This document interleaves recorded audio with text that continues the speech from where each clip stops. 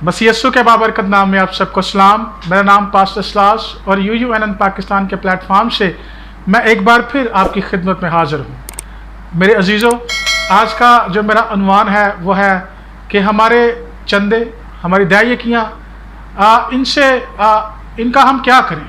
क्या हम पास्टर्स को दें, क्या हम बेवाओं को, यतीमों को दें, या हम अपने हदिये या ख़ास तौर पर दायकी जो है ये पासबानों को दे, या हम चर्चिस के अंदर इनको लेकर आएँ।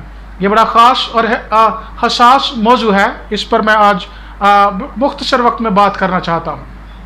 मैं पिछले कई दिनों से ये मुशाहदा कर रहा हूँ। मैंने फेसबुक पर और कुछ ऐसे लोगों से मुलाकात की है और मैंने देखा है कि कुछ लोग ये कहते नज़र आते हैं कि हमें अपनी दायकी पास्टर हजरात को नहीं देनी चाहिए। इससे बेहतर है कि हम अपने चंदे या अपनी दायकी जो है गरीबों पर खर्च करें, हम बेवाओं पर खर्च करें। तो मैंने जब ये जानने की कोशिश की कि इसके पीछे क्या वजह है कि वो पास्टर्स को अपनी दायकी नहीं देना चाहते, तो जवाब जो था वो ये था कि पास्टर्स जो हैं वो अमीर होते जा रहे हैं। पास्टर्स हदिया जात इकट्ठा करते हैं और अमीर हो गए हैं, इसलिए हम अपने चंदे जो हैं अब पास्टर्स को नहीं देंगे।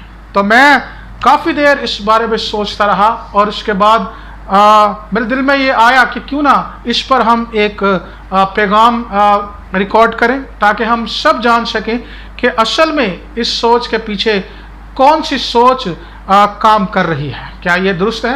क्या हमें अपनी दायकी पास्टर्स को नहीं देनी चाहिए? अगर नहीं देनी चाहिए तो किसको देनी चाहिए?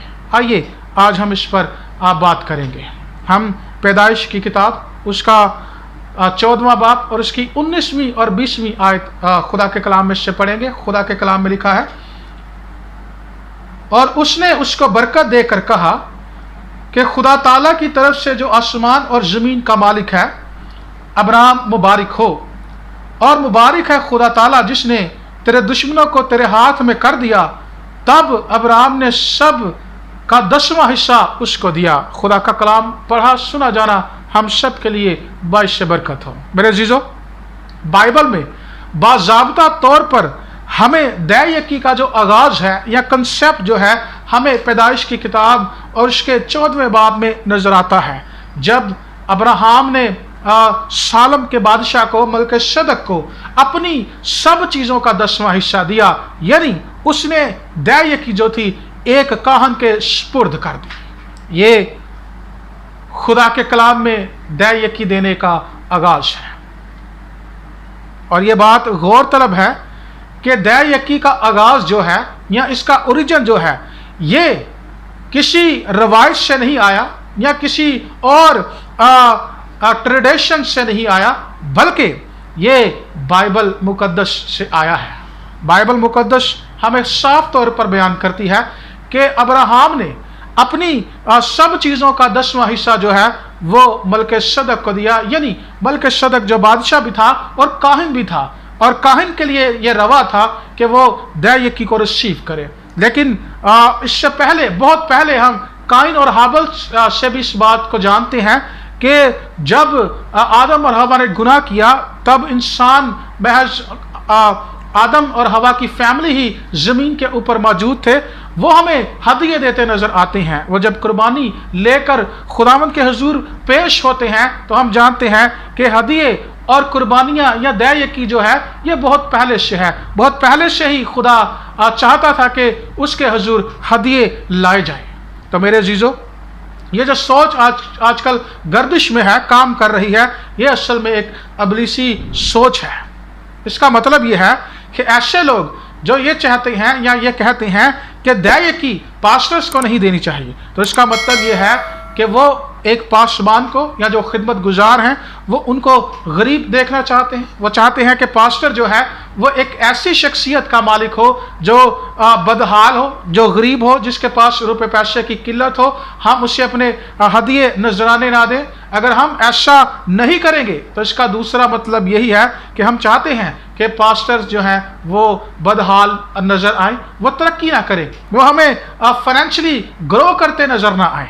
आप देखें ہم اس دنیا میں کسی بھی پروفیشن کو لیتے ہیں، جب ہم اس کو جوائن کرتے ہیں یا ہم اس میں بڑھتے ہیں تو آہستہ آہستہ دنیاوی طور پر یہ اصول ہے کہ ہم اس میں بڑھتے چلے جاتے ہیں، اور ایک وقت آتا ہے کہ ہم اس میں کامیاب ہو جاتے ہیں، پھر ہم وہاں سے آؤٹ پٹ حاصل کرتے ہیں۔ تو ایسے ہی میرے عزیزو جو خدا کی خدمت کرتے ہیں، اصل میں ان کا یہ حق ہے کہ وہ اس میں گرو کریں، اور ایک وقت خدا ان کے لیے آسمان کھولتا ہے، وہ محنت کرتے ہیں۔ آپ دیکھیں کہ پاسٹر حضرات آپ کے لیے روزے رکھتے ہیں، دعائیں کرتے ہیں، آپ چین سے سوتے ہیں، لیکن آپ بہت سارے جو خادمین ہیں وہ رات کو جاگتے دعا کرتے نظر آتے ہیں، وہ آپ کے لیے بوجھ رکھتے ہیں، آپ کے لیے محنت کرتے ہیں۔ تو اس کا مطلب یہ ہے کہ اگر وہ محنت کرتے ہیں تو پھل بھی ان کا حق ہے۔ اور ہم اس بات کو ایک اور حوالہ سے جاننے کی کوشش کریں گے۔ اگر ہم استثنا کی کتاب دیکھیں، اس کا 18واں باب اور اس کی پہلی 2 آیات پڑھیں تو ہم پر یہ اصول جو ہے، یہ بھید، یہ جو بات ہے بالکل واضح ہو جائے گی۔ خدا کے کلام میں لکھا ہے، استثنا کی کتاب اس کا 18واں باب اور اس کی پہلی 2 آیات میں پڑھوں گا۔ خدا کے کلام میں لکھا ہے، لاوی کہنوں یعنی لاوی کے قبیلہ کا کوئی حصہ اور میراث اسرائیل کے ساتھ نہ ہو، وہ خداوند کی آتشین قربانیاں اور اسی کی میراث کھایا کریں، اس لیے ان کے بھائیوں کے ساتھ ان کو میراث نہ ملے۔ خداوند ان کی میراث ہے جیسا اس نے خود ان سے کہا ہے۔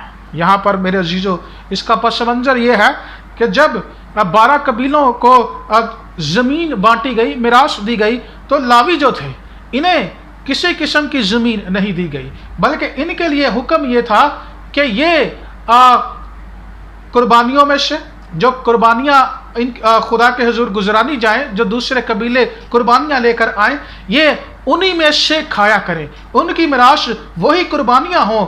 اور کیونکہ لکھا ہے کہ بھائیوں کے ساتھ ان کو میراث نہ ملے، ان کو جائیداد یا لینڈ سے محروم کر دیا گیا، لیکن ساتھ یہ لکھا ہے کہ خدا ان کی میراث ہے، یعنی خدا ان کا بندوبست کرنے والا ہے۔ اور باقی 11 قبیلوں کی یہ ذمہ داری تھی کہ وہ لاویوں کو، یعنی لاوی جو کاہن تھے، جو کہانت کرتے تھے، خدا کی خدمت کرتے تھے، وہ دوسرے قبیلوں کے لیے یہ فرض تھا، لازم تھا کہ وہ ان کے لیے ہدیہ جات لے کر آئیں اور ان کو فائنینشلی سنبھالنا یا ان کو پرووائڈ کرنا، یہ باقی 11 قبیلوں کی ذمہ داری تھی۔ تو آج ہم دیکھتے ہیں کہ ہم جو پادری صاحبان ہیں یا جو خدمت گزار ہیں، جو کسی بھی حوالے سے خدا کی خدمت کرتے ہیں، ان کی فائنینشیل جو ذمہ داری ہے اصل میں یہ ہم پر ہے۔ ہم جو کلیسیاں ہیں، خدا کا بدن ہے، ہم پر یہ ذمہ داری عائد ہوتی ہے کہ ہم ان کی معاشی فکر کریں، ہم ان کی فائنینشیل جو ہے وہ فکر کریں، ہم ان کے لیے ہدیہ جات لے کر آئیں۔ اور یہ قانون جو ہے یہ جسمانی نہیں ہے، یہ الہی ہے، یہ خدا کا حکم ہے، یہ خدا کا بنایا ہوا قانون ہے، یہ خدا کا پرنسپل ہے۔ اس لیے اس بات کو سمجھنا بڑا ضروری ہے۔ اور میں آپ کو چند حوالہ جات دینا چاہتا ہوں جو اس سوچ کی نفی کرتے ہیں۔ خدا کا کلام ہمیں سکھاتا ہے کہ ہم اس کو کیسے بہتر طور پر سیکھ سکتے ہیں یا سمجھ سکتے ہیں، یا اس کا بھید کیسے حاصل کر سکتے ہیں۔ آئیے میں چاہتا ہوں کہ ہم خدا کے کلام میں سے کچھ کلیدی حوالہ جات اس بارے میں دیکھیں تاکہ ہماری انڈرسٹینڈنگ زیادہ ہو سکے، ہم زیادہ بہتر طور پر اس بات کو سیکھ سکیں۔ پہلا تیموتھیوس اس کا 5واں باب اس کی 17ویں آیت میں درج ہے، جو بزرگ اچھا انتظام کرتے ہیں، خاص کر وہ جو کلام سنانے اور تعلیم دینے میں محنت کرتے ہیں، 2 چند عزت کے لائق سمجھے جائیں۔ ایسے لوگ، ایسے بزرگ جو خاص طور پر کلام سناتے ہیں، انجیل کی منادی کرتے ہیں، یعنی وہ خدا کی خدمت کرتے ہیں، وہ 2 چند عزت کے لائق سمجھے جائیں۔ جو عزت کے لائق ہے ان کا لیونگ سٹینڈرڈ جو ہے وہ بھی عزت والا ہے، وہ بھی رسپیکٹ فل ہے، اور اس کی ذمہ داری ہم پر عائد ہوتی ہے۔ اور اس کے بعد پہلا کرنتھیوں اس کا 16واں باب دوسری آیت میں لکھا ہے، ہفتہ کے پہلے دن تم میں سے ہر شخص اپنی آمدنی کے موافق کچھ اپنے پاس رکھ چھوڑا کرے، تاکہ میرے آنے پر چندے نہ کرنے پڑیں۔ یہ پالوس करंथियस की कलीसिया को उभारता है। वो जानता है कि जब मैं आता हूं तो तब लोग जो हैं वो हदिया इकट्ठा करते हैं, बाज़ औक़ात शायद उनके लिए मुश्किल हो जाता है। वो उनको पहले ही ताकीद करता है, नसीहत करता है, उनका एक पैटर्न देता है कि मेरे आने से पहले ही अपनी आमदनी में से कुछ अपने पास रख छोड़ो, ताकि जब मैं आऊं तो तुम्हारे पास देने को ज़्यादा हो, फरावानी से आप लोग जो है वो दिल खोल कर दे सकें, ताकि मेरे आने पर आप लोगों को परेशानी ना उठानी पड़े। तो इसका मतलब यह है कि वो देने पर उभारता है। वो जानता है कि मैं खिदमत करता हूँ, मैं खादिम हूँ, रसूल हूँ, और उसकी ज़रूरियात हैं, वो खुदा की खिदमत में उन रुपए पैसों को लगाना चाहता है, या अपने जो उसके अखराजात हैं उनमें वो उनको खर्च करना चाहता है। तो वो ताकीदन कहता है कि मेरे आने से पहले ही अपनी आमदनी में से रख छोड़ा करो।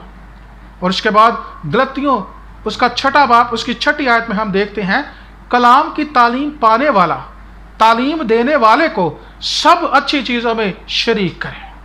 आप जो कलाम की तालीम पा रहे हैं, आपकी ये जिम्मेदारी है कि कलाम देने वाले को, जो आपको कलाम सुनाता है, जो आप तक खुदा की तालीमात लेकर आता है, उसको हर एक अच्छी चीज़ में शरीक करें। अगर आप अच्छी चीज़ें इस्तेमाल करते हैं तो आप पर यह लाजिम है, फ़र्ज है कि आप भी उसको अच्छी चीज़ों में शामिल करें। खुदा का कलाम यही फरमाता है। आगे 1 करंथियों उसका 9वां बाब उसकी 9वीं आयत में लिखा है, चनाचे मूसा की तौरेत में लिखा है कि दाएं में चलते हुए बैल का मुंह ना बांधना। यानी जब अनाज के लिए बैल को खेतों में दौड़ाया जाता है उसको कुतरने के लिए, तो बैल भी वहाँ से खाते हैं। और यहाँ पर पालूस कहता है कि बैल का मुंह ना बांधना, उसको भी वाजिब है कि वो उसी खेत में से खाए। जब खुदा का खादिम खेत में काम करता है तो ये उसका हक है कि वो उसी खेत में से खाए। आगे बढ़ते हुए हम देखते हैं 1 करंथियों उसका 9वां बाब और उसकी 13वीं 14वीं आयत में लिखा है, क्या तुम नहीं जानते कि जो मुकद्दस चीज़ों की खिदमत करते हैं वो हैकल से खाते हैं, और जो कुर्बान गाह के खिदमत गुजार हैं वो कुर्बान गाह के साथ हिस्सा पाते हैं। इसी तरह खुदावंद ने भी मुकर्रर किया है कि खुशखबरी सुनाने वाले खुशखबरी के वसीला गुजारा करें। मेरे अजीज़ों, यहाँ पर कलाम जो है वाज़िया और साफ तौर पर हमें ये सीख देता है, तालीम देता है कि जो हैकल में काम करते हैं वो वहाँ सिखाने के हकदार हैं, और जो कुर्बान गाह की खिदमत करते हैं वो कुर्बान गाह के साथ हिस्सा पाते हैं। इसी तरह खुदावंद ने भी, किसने? खुदावंद ने भी मुकर्रर किया है कि खुशखबरी सुनाने वाले खुशखबरी के वसीला गुजारा करें। अगर वो अंजील की मुनादी कर रहे हैं तो ये उनके लिए खुदावंद ने, यानी खुदा ने ठहराया है कि वो वहाँ से ही जो है गुजारा करें। और उसके बाद हम देखते हैं रोमियो का ख़त उसका 4वां बाब 4वीं आयत में लिखा है, काम करने वाले की मजदूरी बख्शिश नहीं बल्कि हक समझी जाए। यानी जो काम करता है, जो कलाम की खिदमत करता है, जो खिदमत गुजार है, उसकी बख्शिश जो है, उसकी मजदूरी जो है वो बख्शिश नहीं बल्कि हक समझी जाए। बाज़ औक़ात हम खादमीन को जब हदिया देते हैं तो हम बख्शिश समझ कर देते हैं, लेकिन खुदा का कलाम कहता है कि बख्शिश नहीं बल्कि हक समझा जाए, क्योंकि उसने मजदूरी की है और उसका हक है कि अब वो फाइनेंशियल बरकत में भी शामिल हो। मेरे अजीज़ों, ये मुख्तसर तालीम है, आप इसको और ज़्यादा खुदा के कलाम में से सीख सकते हैं, पढ़ सकते हैं, लेकिन मैं चाहता हूँ कि आप अपने माइंड सेट को आज तब्दील कर लीजिए, जहन को तब्दील कर लीजिए। खुदा चाहता है कि उसके खादमीन को ब्लेस किया जाए। तालीम पाने वाला तालीम देने वाले को हर अच्छी चीज़ में शरीक करे, ये आपकी ज़िम्मेदारी है। पुराने अहदनामा के अंदर 11 कबीलों की ज़िम्मेदारी थी कि वो काहनों को पालें या काहनों की वो फिक्र करें, काहनों को वो मुहैया करें। आज ये हमारी ज़िम्मेदारी है कि हम अपने पासबान की फ़िक्र करें। अगर हम ऐसा करते हैं तो हम एक बड़ी बरकत में शामिल हो जाएंगे, हम बहैसियत कौम बड़ी बरकत में शामिल हो जाएंगे। मैं दुआ करता हूँ कि खुदा ज़रूर आपको इस कलाम के वसीला से आपका जहन खोले और आप देने वाले बन जाएं। जब आप देने वाले बन जाएंगे तो आप देखिएगा, ना सिर्फ आपके खादिम, ना सिर्फ आपके पासबान, बल्कि آپ کے حالات بھی خدا جو ہے وہ تبدیل کر دے گا، آپ کو برکت میں داخل کر دے گا۔ تو آئیے اس کلام کے بھید کو اپنائیے، عملی طور پر اپنی زندگی کا حصہ بنائیے، اور اس کے نتائج دیکھیے کہ خدا آپ کی زندگی میں کیا کر سکتا ہے۔ خدا آپ کو برکت دے۔